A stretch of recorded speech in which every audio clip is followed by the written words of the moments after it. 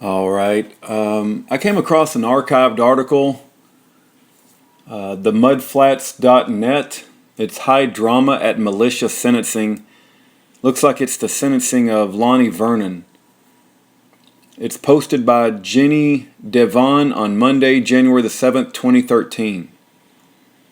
I don't think I'll agree with her position, but it might be an interesting read nonetheless. So let's see what it says. Today is the sentencing. Today is the sentencing for the Salcha couple accused of conspiring to murder a judge and his family and IRS agents as they anticipated seizure of their home due to a tax dispute. Lonnie Vernon is also being sentenced for his role in the 241 militia trial with co-defendants militia leader Schaefer Cox and militia major Coleman Barney. Lonnie Vernon pled guilty of conspiring to murder the judge in exchange for the dismissal of many of the charges against him. Wow, I didn't really realize he pled guilty. Okay, everything I read in this article, you'll just have to you'll have to confirm on your own, because I don't know if I trust the source, but I'll just read it anyway, because it appears to give some sort of account of what happened on the day of Lonnie Vernon's sentencing. All of the characters in this tale, Lonnie Vernon is the most volatile and angry, and Karen Vernon is the most sympathetic. It proves to be an interesting and eventful day, worthy of a scene in a Greek tragedy or some epic Hollywood courtroom drama, one that is R-rated for language. So be forewarned, there's going to be some cussing. I waited in the lobby of the courtroom for the doors to be unlocked. A man is there sitting outside one of the wooden benches that ring the space, and he asked me if I know Karen Vernon. I say I don't, I'm just here covering the trial. He tells me that the court system is like the movie The Matrix. He's done legal research on many cases, and he tells me I have no idea how bad the corruption is. We have no country, he says. It's gone. The courtroom opens, and almost as soon as Lonnie Vernon, clad in yellow jumpsuit, is ushered in, and the handcuffs are off, he is vocal and agitated like a caged animal. How come I didn't get my meeting with Karen? He demanded of one of his attorneys. Karen Vernon, his wife, is due to be sentenced this afternoon for conspiracy to commit murder. You'll have to ask the bench, his counsel Richard Kurtner replied with an "oh no, here we go" undercurrent. That was supposed to happen 2 hours ago. Lonnie, stop, admonishes M.J. Hayden in an exasperated mom voice. The two have been visibly at odds with one another since the verdict, and according to some even before then, the relationship is openly hostile now. Let me see if I can do that, says Kurtner, who appears to be taking the role formerly assigned to Hayden. Hold on just 1 second.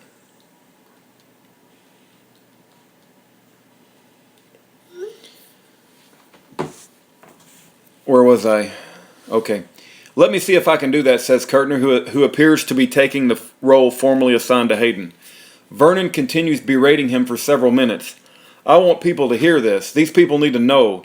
He waved his hands at the spectators. You play this game, I want the people in the world to know what you don't do. These people over here, I want a marshal to stand behind each and every one of them too. These people were the federal prosecutors Stephen Scrocky and Yvonne Lamoureux and FBI Special Agent Sutherland, who was the case manager. Vernon increasingly sounds like a man who has nothing to lose and a lot to say. The courtroom begins to fill up. This is going to take a while. This is no bullshit. I'm going to get 2 hours. I'm going to have the time I need. Vernon is speaking to his attorney, but also into the microphone, very aware of those in the courtroom listening. His level of agitation makes his words sound like they're escaping from him in fits and not well thought out. He's a stream of consciousness guy. I was reminded of all the audio tapes I'd heard at trial recorded by FBI informant J.R. Olson, a criminal in his own right, who had taken a deal to infiltrate the Alaska Peacemakers militia to escape prison himself. Vernon can definitely get on a roll, and I expect that's what lies ahead. But I have no idea how much of one I'm about to see. Come back in half an hour and we'll see what's happening at that point, instructs the clerk suddenly, as Vernon is suddenly recuffed and let out of the back door of the courtroom. The prosecutors powwowed and filled each other in. 2 hours. Well, he's got the right to speak. Okay. All clear the courtroom except the clerk, the Matrix guy, myself, and a couple of others. The Matrix guy says to the air that the guy in the yellow tie is a real slimeball. He's seen him before in action. Why are the flags ass backwards up here? He wonders aloud at the configuration behind the judge's bench, in which the Alaska flag is on our left and the U.S. flag is on our right. Probably because they don't know and they don't care, his companion answers. In the governor's office, the flag has a silver tipped instead of a gold tipped. This is federal, so there's a gold tip on top. These guys are really into their symbolism nonsense. They're not doing themselves any favors. I expect some kind of commentary on the gold fringe on the flag, which to the defendants and other members of the sovereign citizen movement means that the flag is not really an American flag at all, and goes to show that the court system is a sham. But the conversation turns and then falls silent. As the courtroom fills again, I realize that the aforementioned guy in the yellow tie is a federal prosecutor, Serpent Steve Scrocky. There are about a dozen people here and a half dozen reporters. Tim Dooley, attorney for Coleman Barney, the first of 3 co-defendants in the 241 militia trial, sentenced in September, sits next to Schaefer Cox, new attorney Peter Camille, in the front row. Cox, who will be sentenced tomorrow, fired Nelson Traverso, the attorney who represented him during trial, shortly after the verdicts. Finally, Vernon is escorted back to the courtroom after almost 45 minutes. He holds a piece of paper and asks Kurtner to read it aloud. He declines in hushed tones. Then I'm going to read it. Another ineffective counsel, he snorts. Judge Bryan takes his seat and clarifies the determination of the sentencing guidelines. It seems we are in agreement and that this is a level 39 offense with a criminal history of category 1. Are there any guidelines we need to resolve? No. Steve Scrocky brings up a waiver of interest about Karen Vernon's attorney, Daryl Gardner, having worked somewhere before he was a public defender's office. It has never made it clear exactly where that was. The judge asked Vernon if he discussed Dan Gardner continuing to represent his wife. Did you discuss this with your attorney? They showed me a piece of paper. His demeanor reminds me of Judd Nelson in The Breakfast Club. Did you have any objections? I have objections to just about everything about this. What does that mean? Brian asked. And thus the pressure cooker opens with a burst. I want to know who these people are who have jurisdiction over me. Does the government have jurisdiction to put him over me? Vernon points a finger to Steve Scrocky, red-faced. We're going to discuss that today, he stated emphatically. I believe we resolved that before, says Judge Bryan in a tone and manner that could have been telling a child a bedtime story. Apparently it's the same tone he uses with irate defendants, which is part of the reason he's a good judge. Nothing out of disrespect for you, Judge Bryan, but these people have done nothing for me, Vernon says in an uncharacteristically deferential tone. My recollection is that we resolved this before. That was under fraud. He turns to Scrocky. If you have no jurisdiction over me, then what does a piece of paper mean? It's just a piece of paper. Kurtner pops up, although in a defeated sort of way. I did meet with Mr. Vernon and explained that what the waiver was about. He agreed to it at the time, but to be honest, he may not feel that way today. The rest of the exchanges are rapid fire, far too much and far too fast to assure you of an accurate and complete transcription. The following is meant to give you an idea of the experience of sitting in the court and the drama that ensues. I see a force of law forced on by an unknown entity. I reside in the state of Alaska, not in our government realm. I am sovereign. Vernon becomes focused on seeing the paperwork stating what exact jurisdiction the federal prosecutors have over him. I demand it right now. I want them pulled out. And who who this clown is with his agency. He points at Special Agent Sutherland. I want it pulled out and provided from you and to you and you too. His finger moves from Lamoureux to Scrocky. And I want to see your oath 61. I want to be respectful to everybody, but I'm fed up with all this nonsense. And all of us have our appropriate appointments, the judge begins. Who do you hold allegiance to? I want to know who these people hold their allegiance to. We own that land, he said, referring to the couple's home that was under the threat of seizure for unresolved tax issues. They came upon us fraudulently, and used those clowns over there. I'm going to stay here and yell until I see it or hear it. I don't care about procedure and your rule of law crap. This was thrown out of a state court because of illegitimate crap. My God-given rights better not be taken. State charges which were filed against Vernon and the others were eventually thrown out because Alaska law is more stringent about privacy rights and methods of gathering evidence than federal law, and the audio and the video were not admissible at the state level. He goes on to rail about J.R. Olson, a drug smuggler and habitual criminal whom the government had enlisted to infiltrate the militia and deliver audio tapes of the defendant's plans. He called Olson a $300,000 whore, drug-dealing piece of shit. He kind of has a point. Yeah, look at me, Sutherland. Where does the jurisdiction come from? I demand due process. You're throwing me in jail. You're declaring war on my country. I was born a free man on the land with all my sovereign rights and vote. I wrote it down and sent it to all of you. And your little whored out buddy Eric Holder and Hillary Clinton. Don't expect that one. Didn't expect that one. Brian decides to rein him in. You're ranting about a bunch of stuff that we're not going to get into today. He had a point too, but Vernon is not dissuaded. The court has no jurisdiction over me and my state. He looks at Judge Bryan as though an epic dramatic moment has arrived. You can turn into George Washington, or you can stay with these paid whores and take it down into the dirt. I'm not surrendering to a goddamn bunch of whores. You're ranting about a lot of things that you may believe, says the judge almost sympathetically. What corporation do you work for? Vernon demands. I don't work for any corporation. The United States is a corporation. You can call it what you want. I'm making a finding that this court has no jurisdiction over me. Vernon declares as though it were true. Brian tries again. You're going to disrupt the proceeding to the point we can't. You have no authority. You people come here to stir up shit. You paid informants over $500,000 to screw citizens over. We the people, not we the bullshit. You want to sit here for 2 hours and I'll read stuff to you from the Supreme Court. The whores that stuck me in these bullshit prisons I've written about. His speech is almost too fast to understand, never mind type, and he makes references to specific incidences that weren't clear to me, but they may have been to others. You scumbag from wherever you're from. He points again to Scrocky. You don't exist in my world, neither does that slanderous bitch sitting next to you, indicating Lamoureux. You better have a marshal behind you before this day is over. It is chilling, I have to say. It is like watching the anatomy of someone who takes a stressful situation and turns it into a threat because they have no other way of handling it.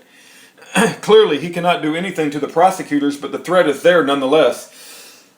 And I wonder if the prosecutors imagine they'd be having a day quite like this. He goes on about Judge Beastline, the judge who had handled their tax case and whom he is convicted of plotting to murder. The judge got things back on track and said he was satisfied with the written waiver and was ready to proceed to sentencing. I've forgotten that the waiver is how this started, with so much going on. The crimes for which he is convicted have a 262 to 327 month guideline range. Vernon is staring daggers at Scrocky, who is sitting between me and him. So I almost got a full-on stare. It is not pleasant. Nobody's going to prove jurisdiction. This court doesn't exist. I move to dismiss. I wasn't sure if the one getting sentenced was allowed to move to dismiss, but the judge stated emphatically, motion denied. No, it better not be, said Vernon. Where is the declaration of war on the state of Alaska from this United States? Both the prosecution and the defense tell the judge that they will rely on what was written in the sentencing memorandum to establish a sentence. Now Vernon has the right to speak. I can't imagine what else he will say, but there is plenty. They played with me with their psychiatrist, he says as he handed the piece of paper from earlier to his counsel. I want to read this. Read it, please, to the court. We haven't filed this, replied Kirtner. I don't care. They're all having a good time over here with their money. He sneered at the prosecution table. Then he accused M.J. Hayden, the attorney that had represented him at trial, of dishonoring him and lying. Don't look at me one-eyed like that, M.J. You better look at me straight. It occurred to me that this may be the last moment of being in control for a while. Then he refocused on the paper. Read it, Rich, please. Show me you're a man, that you are of this land. It says right there. He pointed at the paper. You are the one who instigated this. I want it said. Let's get it out in the open. They did a test on me because they thought I was nuts. I'm pissed. You've taken my wife from me, my home from me, my family from me, and I don't know who any of you are. He holds up the paper in front of him and reads a description of his psychological analysis, stating that disruption of dopamine can be caused by heavy metal poisoning of the nature described and could result in pain and aggravated mood and increased aggression. Heavy metal poisoning?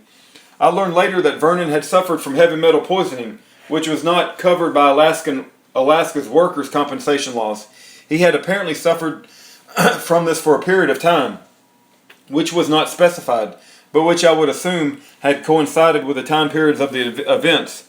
The document went on to indicate that past behavior was the best indication of future behavior after this condition is dealt with, and that in the event that heavy metal poisoning has been abated, it is my professional opinion that he is unlikely to pose a future threat to himself or others. The letter was dated December 28, 2012. You people just got me pissed off and wound up, he explained.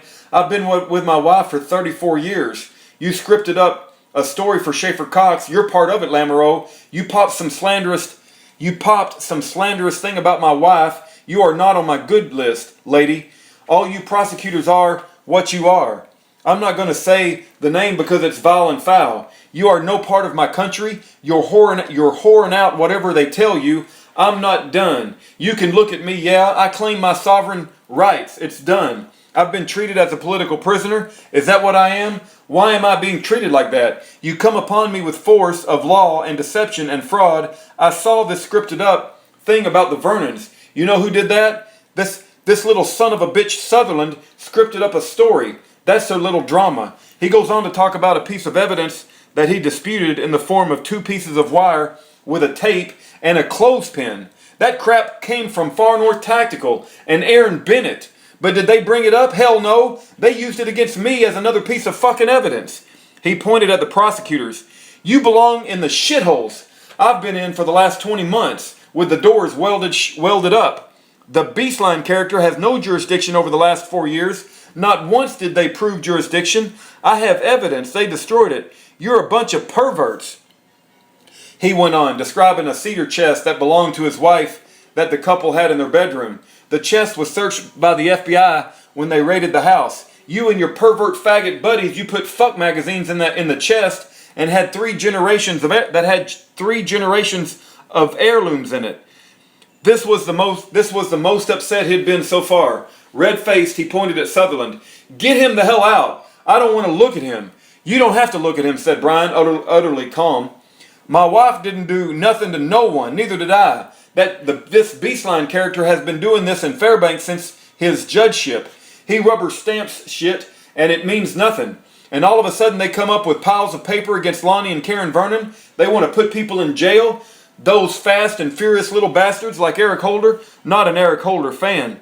Truly distraught, he says that the court may as well drag him outside and put a bullet in the back of his head. These motherfuckers here started on my wife and me, and I got people in this audience here that know the facts. This is coming up from my heart because I am fed up. I drove a truck in this state for 22 years. My wife and I bothered no one. We tried to make a place for our home and our kids. We were going to have to be living together soon because of the worthless son of a bitch that's ruined this country, Obama. He turned back to address the judge. If you disrespect me as a sovereign on this land, then you are no better than them. I haven't seen any powers of attorney. I want you to arrest these people until they prove who they are. I have no proof of who you are on my land. I have the right to demand who they are. I have judgments coming on me for crap that they instigated. I am not disrespecting you. Don't get me wrong. I'm not getting sentenced for anything I am in. I didn't do anything to anyone and never wanted to hurt anyone. I've done nothing to nobody. Just because they have a scheme, I would park a Sherman tank to keep these bastards out of my yard, to keep them away from my family. The one sentence sums up much of what that one sentence sums up much of what Lonnie Vernon is in court of what put Lonnie Vernon in court on this day. Whether or not he would have made good, he said in a convincing enough way to the wrong people that anyone who tried to take his house or his property would not survive, and he likely wouldn't either. I remembered his voice from the surveillance tape saying he'd rather go down in a firefight than rot in jail. Things didn't work out that way. I want to see who you are. The request that he had repeated over and over became almost like a mantra. This is not the time or the place. I'd like to know if there's anything else you'd like to say about the sentencing, said the infinitely patient judge in his infinitely patient voice. I'm not part of your court. I understand you feel that way. Nobody ever answered me. You have to prove your jurisdiction in my state. I'm claiming fraud on this whole son of a bitch. It's illegal. It's a sick freaking bird is all it is. And that's what you are, a bunch of sick freaking birds. What I must do is determine sentence. I want to see a declaration of war. I'm not part of this fraud called the United States. I need to see your oath of affirmation. I don't want to hear this 30-year rule where we hide things from people. Not in your United Nations or whatever. Not Schaefer Cox's bullshit. I want to talk man to man with someone who knows his law. And I hadn't heard him lash out at Cox before, but nobody escapes his tirade. Brian tried one last time. I'm telling you that this court has jurisdiction over you, and if you don't agree, you can take it to a higher court. How about a lower court? Does anyone object to the Article 3 court to start right now? Vernon looked at the spectators. You could have heard a pin drop. He asked again. We're not conducting a public poll, Brian stated flatly. Mr. Vernon, your position is clear to me. You're making it hard for me to conduct court here. The things that I must consider here in doing my job are the nature and circumstances of the offenses. Other than these events that you're here over, you've been a good citizen right up to the point all these things occurred. This is your first criminal offense, and I appreciate that. Other than these events, you lived an exemplary life. I also have to consider the offenses charged, and I've considered these things. It's all fraud. The nature of these offenses is most serious, particularly the conspiracy, Brian goes on, plodding slowly ahead while pausing while interrupted, but moving steadily forward. Hold on. But moving steadily forward. It doesn't matter what I say. There was no intent. There was just mouthing it. I popped it off wrong, and I have to apologize. I was pissed. I am born a free man on the land, under God. There's a son of a whore over here jumped into my life for what? For money? I demand to know who they are before you move one step forward. There's no victim. There's no crime. Substantial punishment is appropriate. The court must protect the public from repeat of this crime. Dismiss, please. Dismiss, please. Dismiss, please. I'm not listening. Vernon looks almost pathetic. A child with his fingers in his ears going la la la la la la la. It strikes me that he really does believe he's done nothing wrong. That bluster is bluster and threat is all right as long as nothing violent happens. I don't know what he thought. I don't know that he thought much about the consequences to other people or the fear he had caused. He seems at the moment like a figure in a Greek tragedy, a man for whom the fatal flaw of feeling like nobody can tell him what to do, taken to the end of the road, has led him here, urged forward by a charismatic ideologue and a paid FBI informant. He threw himself in front of the train and never realized he was the one driving it. I rule that 310 months is appropriate. Hold on just a second. What's 310 months? 310 divided by 12? My goodness, that's 25.8 years. 25.8 years. I rule that 310 months is appropriate. with credit for time served. In addition to that, the law requires that you pay the special assessment, which in this case is $300. Other than that, there is no fine. 25 years and 8 months. His attorney had asked for 10, and the prosecution had asked for 35. There's no fine, there's no crime, Vernon said in a sing-song sort of way. It sounded like his O.J. trial moment. After his incarceration, he'll have 5 years supervised release, a 310-month sentence on one count, and a 60-month sentence on the other will be served concurrently. The judge went on to explain his rights of appeal and the terms of supervised release. Do you understand?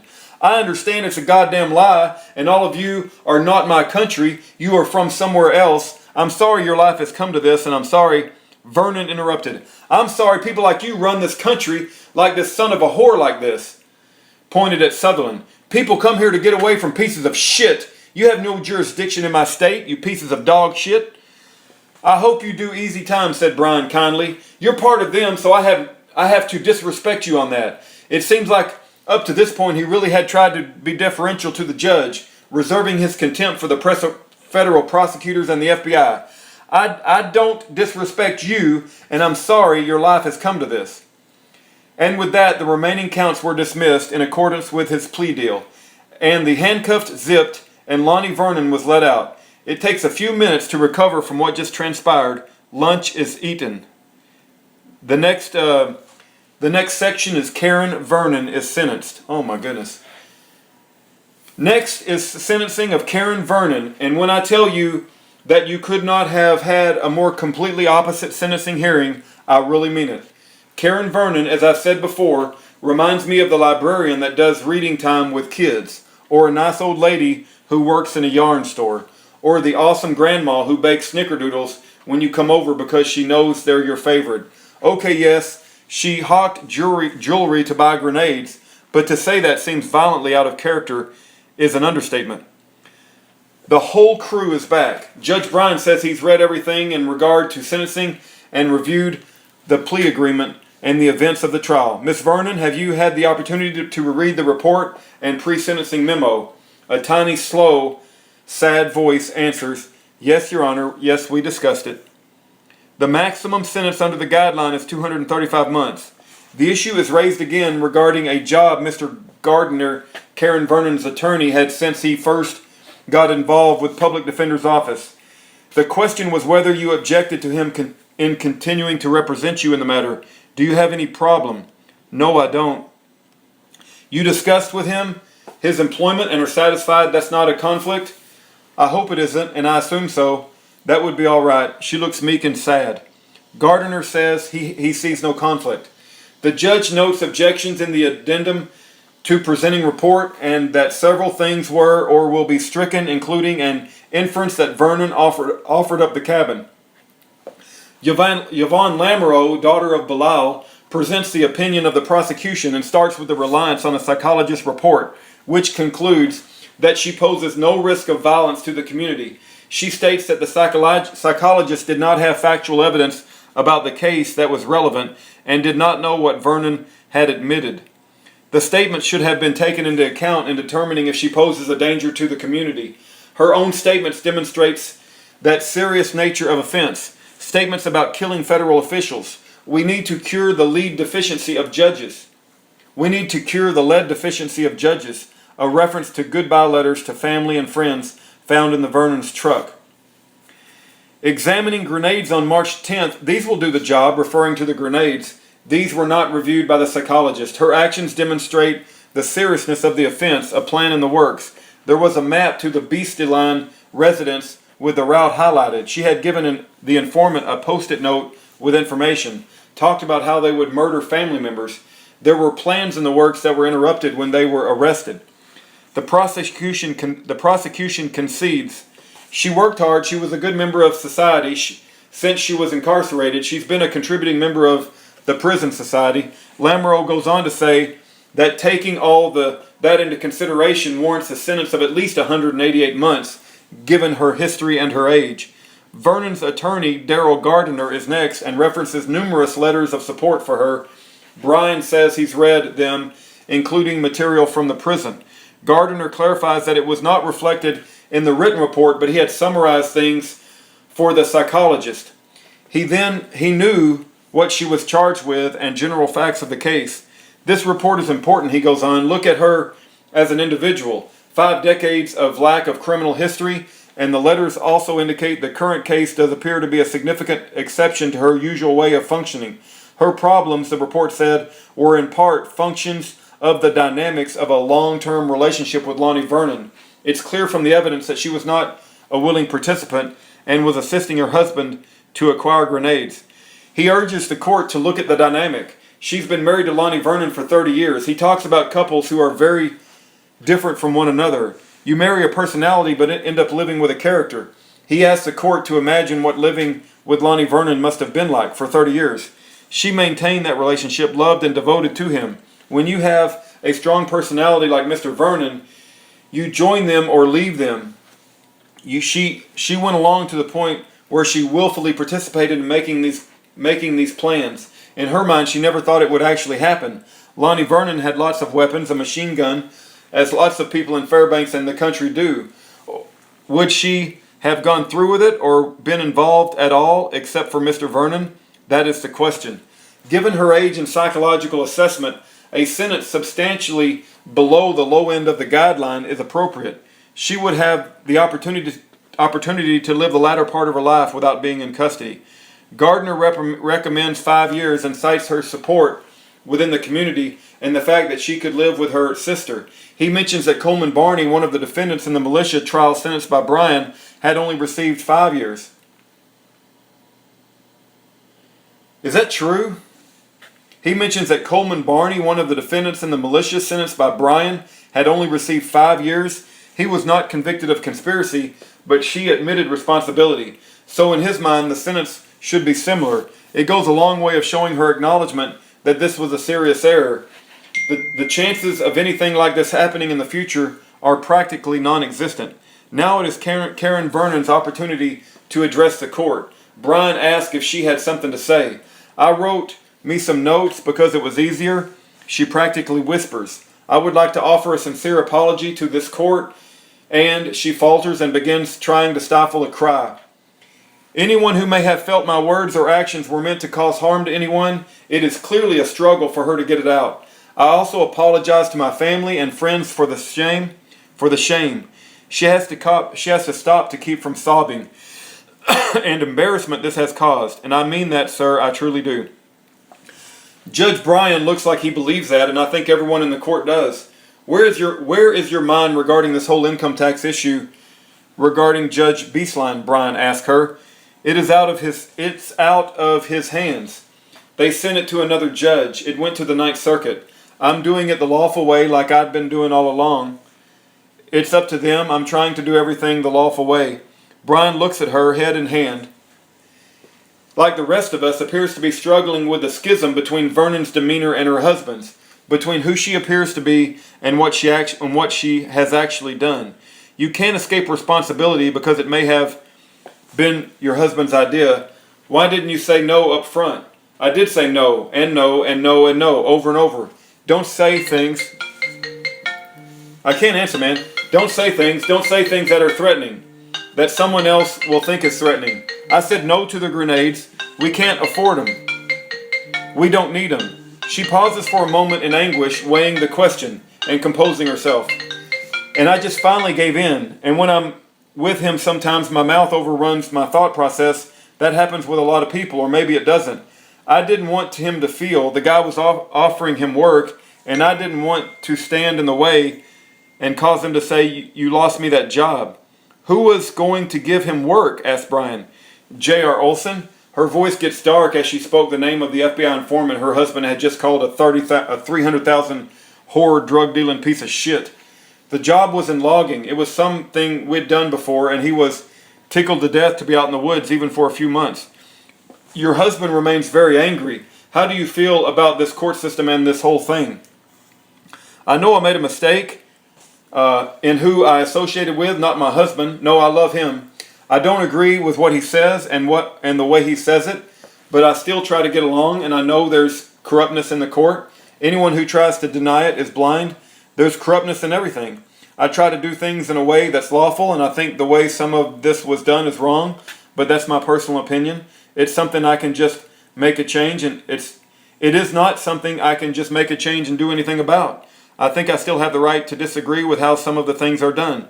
Judge Bryan seems satisfied and is ready to come to his conclusions. Well, the law tells us to look at the nature of the offense and the history of the defendant and her characteristics. Let me talk about the latter thing for a minute. Before this all came up, Miss Vernon was the salt of the earth. You couldn't find a better person or a harder working person, as far as the case and the letters indicate. Since this happened, the nature has come out with what she has done in the prison with other inmates. It looks like what we have here is a good person who did a very bad thing, and that leads to the seriousness of this offense. This was the most serious offense, and it was a conspiracy that I'm afraid was well on the way to possible conclusion with horrible results. It may have been more your husband's fault than yours, but that does not excuse you. And I guess in these days of women's liberation, women are expected to speak with their own voice and not get dragged into things because of some guy, no matter how they feel about that guy. In light of her age, there should be some modification of the guidelines, but not much. This is a situation where there are a lot of people in the community who think this should have never happened.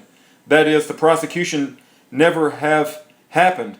But these things are part of our law and what we recognize as important to live in and an ordered society, so we don't hurt each other. This offense was serious. I'm not sure if it's concern to deter I'm not sure if it's of concern to deter Miss Vernon from other offenses, but certainly any sentence should be sufficient to deter others from thinking they could somehow win by doing away with public officials whom they disagree with. Miss Vernon is not likely to commit any further crimes, let alone a crime like this, but the seriousness of this crime keeps coming back. When the smoke clears, a sentence of 12 years is sufficient. 12 years from when you were first arrested will get you to your mid-70s. I'm past that myself. There's a lot of life to be led.